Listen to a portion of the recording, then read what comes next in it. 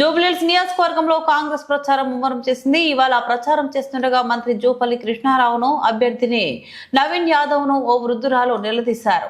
ఎన్నికల ముందు చెప్పినట్టు 4000 పెన్షన్ ఎక్కడ, కరెంటు బిల్లు కూడా వస్తుందని ప్రశ్నించారు.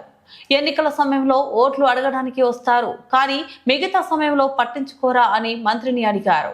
మంత్రి ఆమెకు సర్ది చెప్పే ప్రయత్నం చేసినప్పటికీ వినిపించుకోలేదు.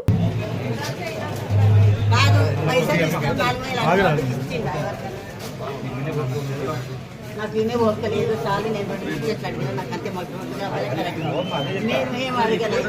నేను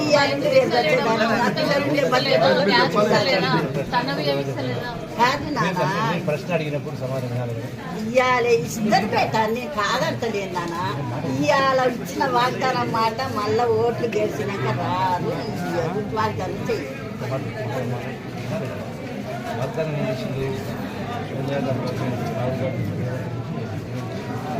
Congress party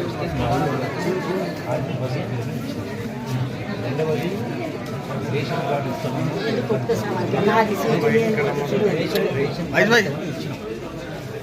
gas cylinder Congress ప్రభుత్వం 500 ఇప్పటి వరకు 500 ఉంటే ఏ పైసా తక్కువ కాదు. 500 సబ్సిడీ ఖాతాలు జమ చేస్తాం. జమ కాకపోయి ఉంటే దానికి ఇంటి తిరిగి అవి రాసుకొని వాటిని జమ చేస్తున్నాం. ఇక్కడ ఎవరో కొన్ని ఫోన్లు చేయకపోలేదు ఇప్పుడు, అందుకనే అది చేసి ఏర్పాటు చేస్తాం. దీంతో పాటుగా గ్రామాలలో మీకు కూడా చేతుల వ్యవసాయం ఉంటుంది. గతంలో 20,000 కోట్ల రూపాయలు రైతుల అప్పులు మాఫీ చేయడం జరిగింది. 200 కరెంటు ఫ్రీ, 200 కరెంటు వీధులు కరెంటు బిల్లు కట్టాలనుకుంటే కూడా 200 కరెంటు ఫ్రీగా ఇవ్వడం జరిగింది.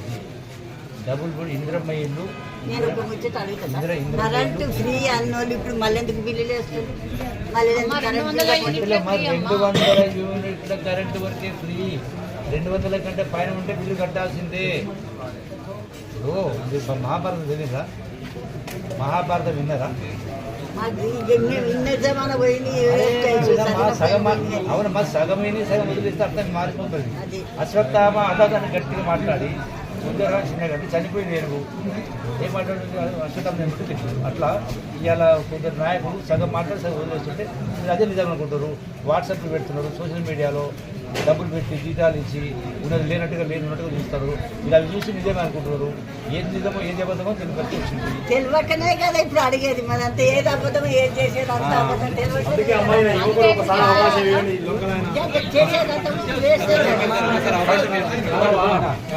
కేసీఆర్ 10 పరిపాలన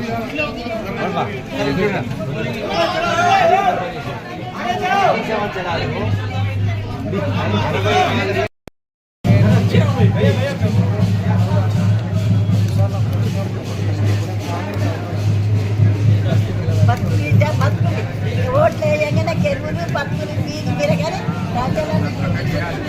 ప్రజలను చేసేటప్పుడే